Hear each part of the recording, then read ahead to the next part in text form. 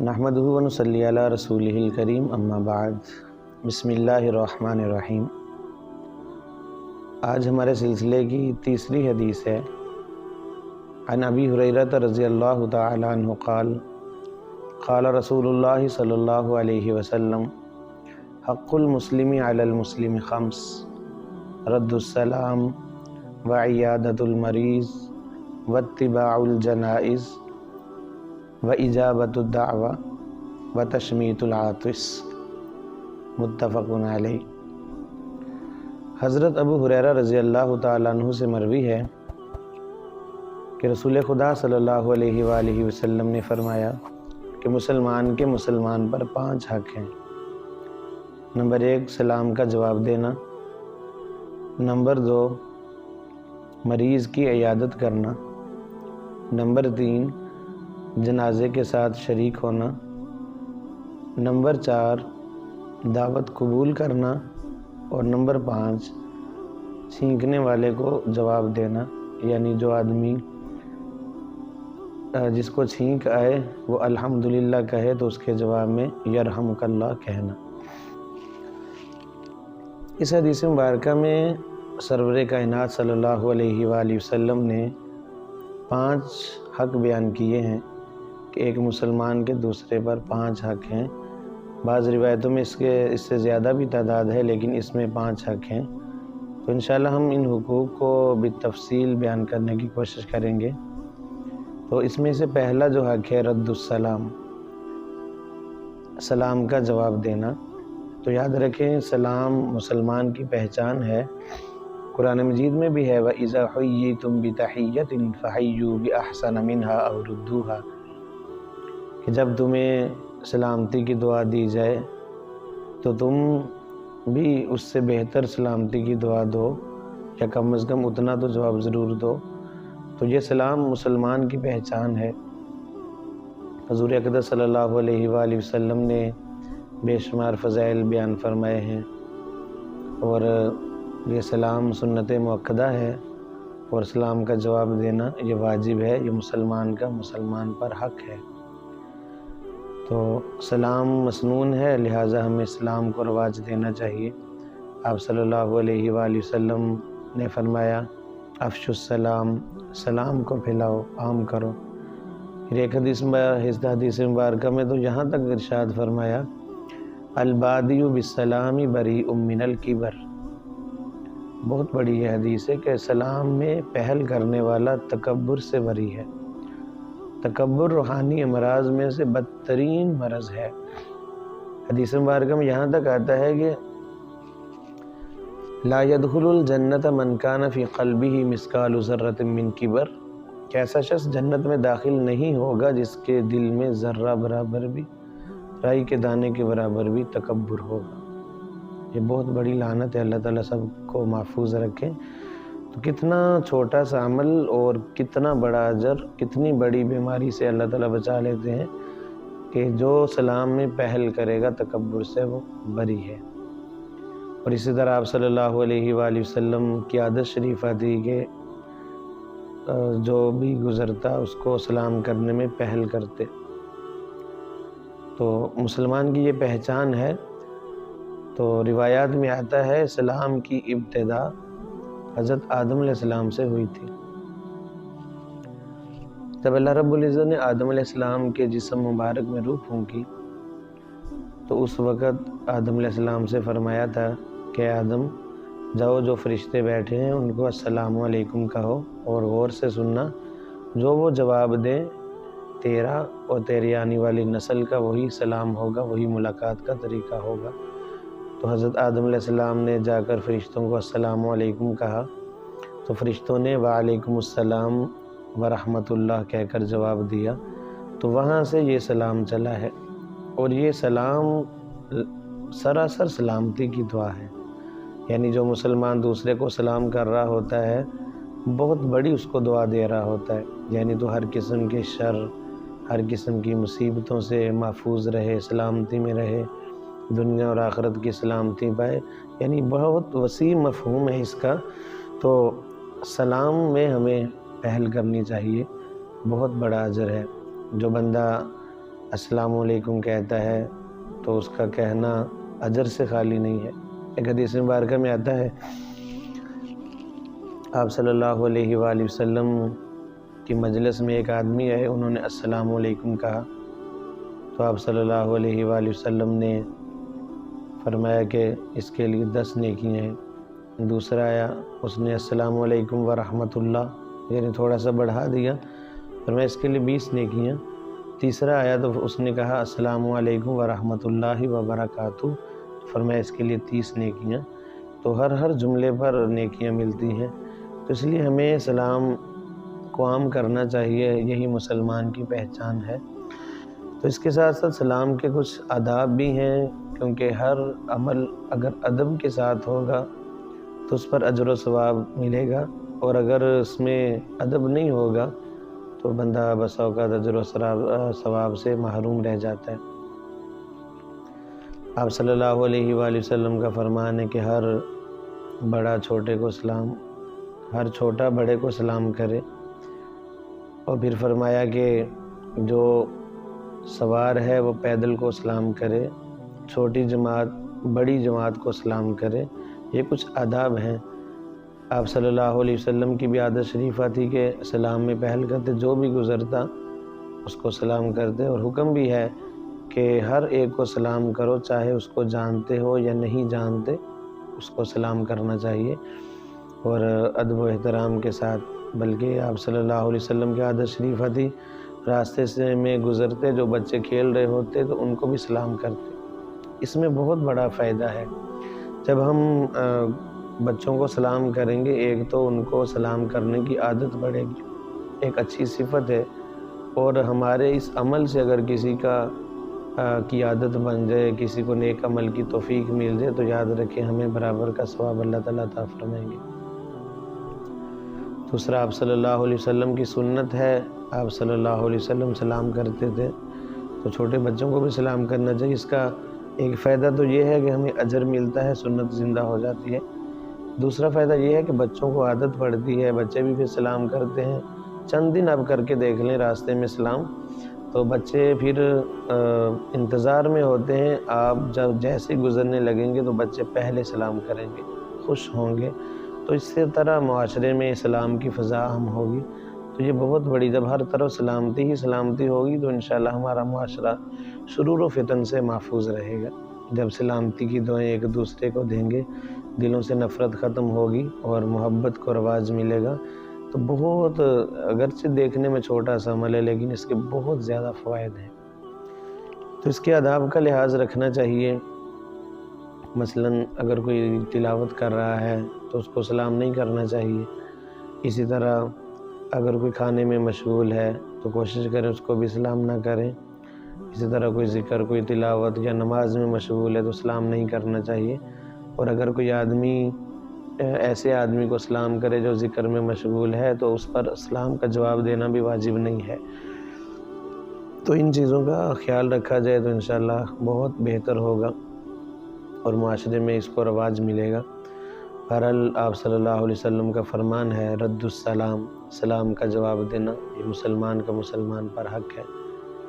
تو کوشش کرنی چاہیے سلام میں ابتدا کریں، پہل کریں، اور اگر یہ نہیں ہو سکتا تو کم از کم جواب جو ہے وہ اچھے طریقے سے مسلمان بھائی کو جواب دینا چاہیے، اور دل میں کسی قسم کی رنجش نہیں رکھنی چاہیے۔ اس حدیث مبارکہ کا جو دوسرا جز ہے اس میں تعلیم یہ دی گئی ہے کہ مریض کی عیادت کرنا یہ بھی مسلمان کا مسلمان پر حق ہے۔ تو بہت بڑی یہ بھی فضیلت کی حامل بات ہے کہ کسی مسلمان کا حال پوچھ لینا، کسی مسلمان کی ملاقات کے لیے چلے جانا اجر سے خالی نہیں ہے۔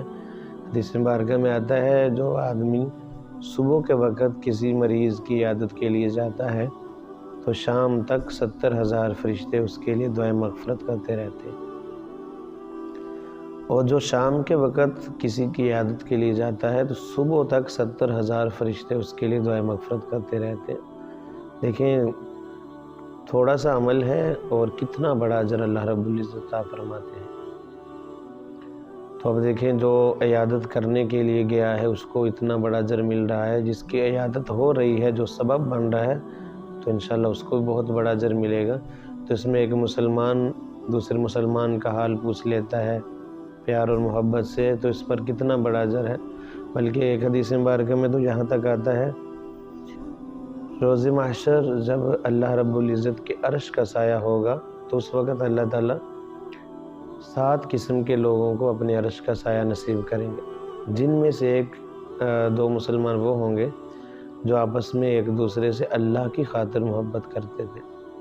تو اللہ کی خاطر محبت کرنا، دوسرے کا حال پوچھ لینا، اس کے ساتھ خیر خواہی والا معاملہ کرنا بہت بڑا اجر ہے۔ یہ اگرچہ بظاہر چھوٹی چھوٹی باتیں ہیں لیکن معاشرے پر بہت زیادہ اثر ہوگا، دوسرے کے دل میں محبت بیٹھے گی۔ تو کسی کی تیمارداری کے لیے جانا بہت بڑے اجر کا باعث ہے۔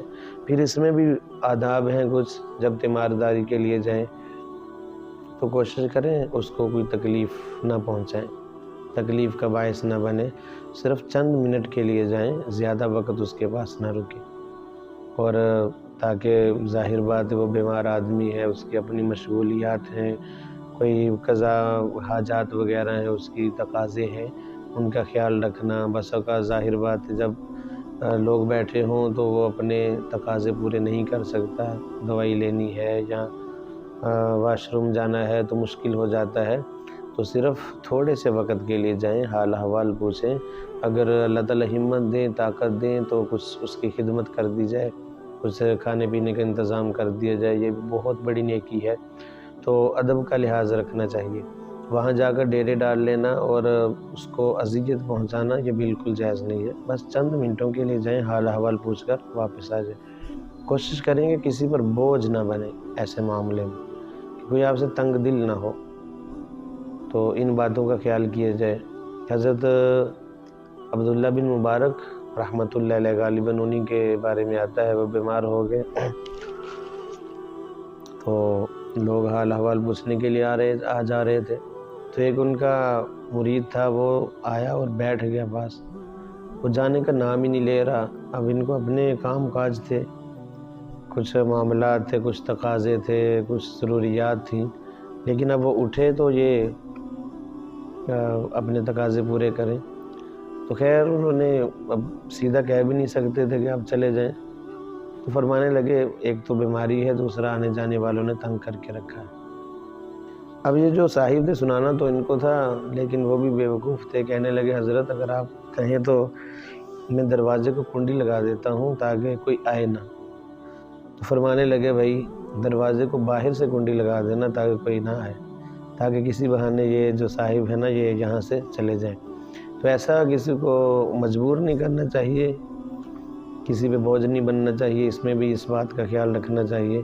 اگر آپ محسوس کرتے ہیں کہ اس کے آرام کا وقت ہے تو بالکل اس کو بیدار نہ کیا جائے۔ یہ اگر آپ تیمارداری کے لیے گئے ہیں، مریض سویا ہوا ہے، تو بالکل اس کو اٹھایا نہ جائے، کسی اور وقت میں حال احوال پوچھ لیا جائے، تو ان باتوں کا خیال کیا جائے تو انشاءاللہ کامل اجر اللہ کی طرف سے نصیب ہوگا۔ اس حدیث مبارکہ کا جو تیسرا جز ہے وہ ہے اتباع الجنائز، یعنی یہ بھی مسلمان کا مسلمان پر حق ہے کہ جب فوت ہو جائے تو اس کے جنازے میں شرکت کرنا بہت بڑے اجر کا باعث ہے۔ حدیث مبارکہ میں آتا ہے کہ جو آدمی کسی مسلمان کے جنازے کے ساتھ شریک ہوتا ہے اور جنازہ پڑھ کے واپس آ جاتا ہے تو اس کو احد پہاڑ 1 قرات اجر ملے گا، اور جو جنازہ بھی پڑھتا ہے اور قبر تک ساتھ رہتا ہے تو اس کو 2 قرات اجر ملتا ہے۔ تو صحابہ کرام نے عرض کی یا رسول اللہ قرات کیا ہے؟ فرمایا کہ احد پہاڑ کے برابر سونا صدقہ کرنا۔ دیکھیں کتنا چھوٹا سا عمل ہے، کوئی زیادہ ٹائم بھی نہیں لگتا، تو آپ صلی اللہ علیہ وسلم نے کتنے بڑے اجر کی جو ہے وہ بشارت دی ہے کہ احد پہاڑ کے برابر سونا صدقہ کرنا جو بندہ کسی مسلمان کے جنازے میں شرکت کرتا ہے۔ تو اس میں بھی چاہیے کہ مسلمان کے جنازے میں شرکت کی جائے، پھر اخلاص کے ساتھ بندہ جائے، مسلمان کا اپنے اوپر حق سمجھتے ہوئے اس کے جنازے میں شرکت کرے، تو انشاءاللہ اللہ تعالیٰ بہت اجر عطا فرمائیں گے۔ پھر بس اوقات ایسا ہوتا ہے کہ مرنے والا جو ہے بہت نیک آدمی ہوتا ہے، تو اللہ تعالیٰ اس کی برکت سے پیچھے سب لوگوں کی مغفرت فرما دیتے ہیں۔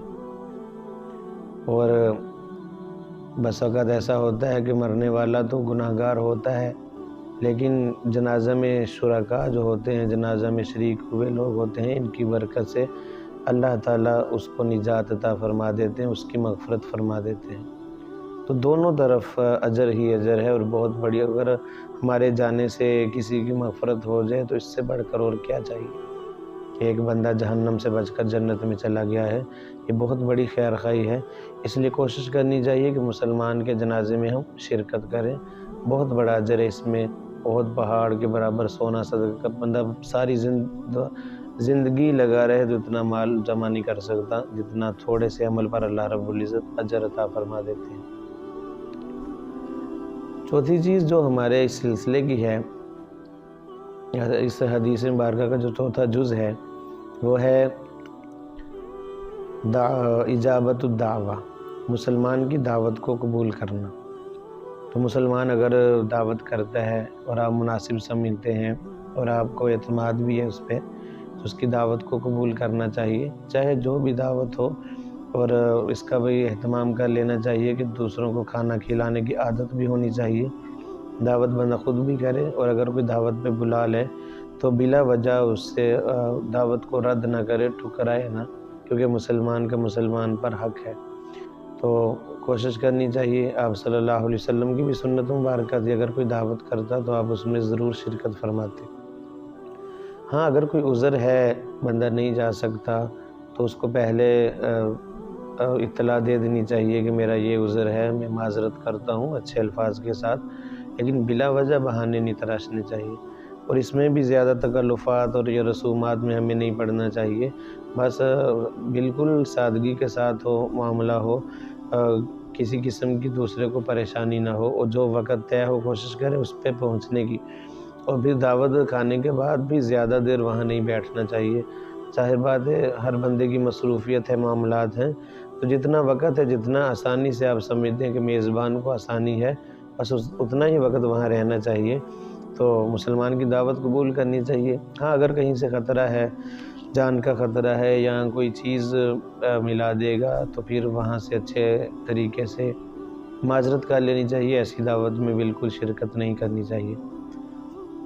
اور پانچویں چیز جو اس حدیث مبارکہ میں بیان کی گئی ہے، وہ ہے تشمیت العاطس، چھینکنے والے کو جواب دینا۔ اور یہ بھی بہت بڑی کہہ لیں کہ بہت بڑے ثواب کا باعث ہے۔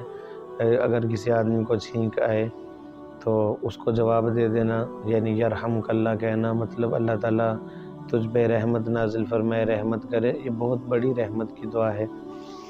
اس میں ایک چیز یہ دیکھی جائے گی کہ جو چھینکنے والا ہے، اگر اس نے الحمدللہ کہا ہے تب تو یرحمک اللہ جواب دینا واجب ہے، اگر اس نے ہی اللہ کی تعریف نہیں کی تو پھر اس کو جواب بھی نہیں دیں گے، ایک بات۔ دوسرا، یہ جو چھینکنے والا ہے، حدیث مبارکہ میں آتا ہے، یہ چھینک پر جو الحمدللہ کہتا ہے، یہ اللہ تعالیٰ کی بہت بڑی تعریف ہے۔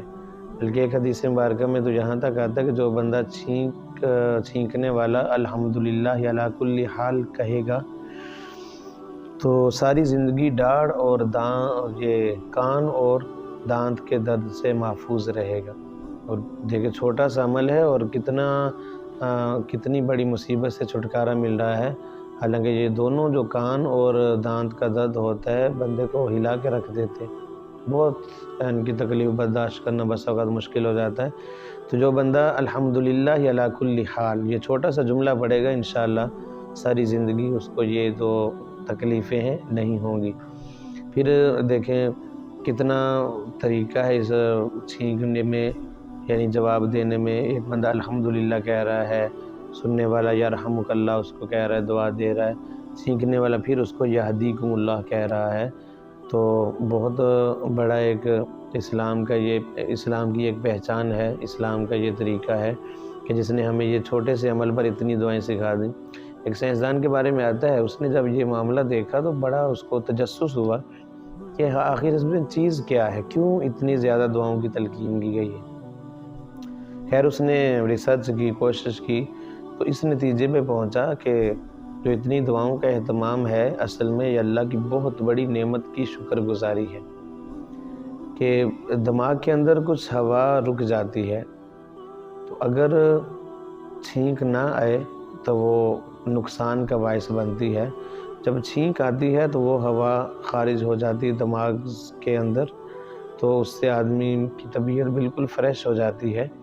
تو یہ صرف چھینک کے ذریعے ہی وہ ہوا جو ہے وہ دماغ سے نکلتی ہے، اس کے علاوہ کوئی اور طریقہ نہیں ہے۔ تو اس لیے یہ اللہ کی طرف سے یہ چھینک ہے، تو اس پر اسی لیے دعاؤں کا بہت زیادہ اہتمام ہے کہ چھینکنے والا الحمدللہ کہے، اللہ کی تعریف بیان کرے۔ حدیث مبارکہ میں ویسے بھی آتا ہے کہ یہ چھینک اللہ کی طرف سے ہے اور جمائی یہ شیطان کی طرف سے ہے، یہ سستی کی علامت ہے۔ تو بہرحال جب چھینک آئے تو الحمدللہ کہنا چاہیے، اس کو اپنی عادت بنانی چاہیے۔ تو اس حدیث مبارکہ میں 5 چیزوں کو بیان کیا گیا ہے۔ رد السلام، سلام کا جواب دینا، نمبر 2 مریض کی عیادت کرنا، نمبر 3 جنازے کے ساتھ شرکت کرنا، نمبر 4 مسلمان کی دعوت کو قبول کرنا، اور نمبر 5 چھینکنے والے کو جواب دینا۔ اللہ رب العزت سے دعا ہے کہ اللہ تعالی ہمیں دین کے مطابق زندگی گزارنے کی توفیق عطا فرمائے۔